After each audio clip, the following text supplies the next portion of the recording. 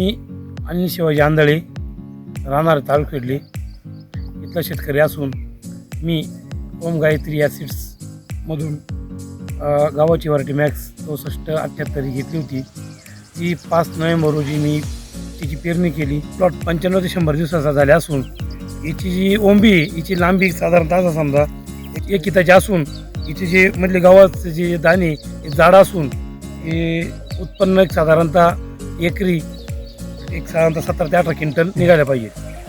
तर मी असं सांगतो का ही जी व्हरायटी आहे तर शेतकऱ्यांनी याची मी जशी काळजी घेतली किंवा मी जशी व्हरायटी तयार केली तसं शेतकऱ्यांनी याची पण व्हरायटी म्हणजे बियाणे खरेदी आपलं सीड्स खरेदी करून ओम गायत्रीमधून ज्या शेतकऱ्यांनी त्याची पेरणी करावी आणि त्याचं उत्पन्न घ्यावं.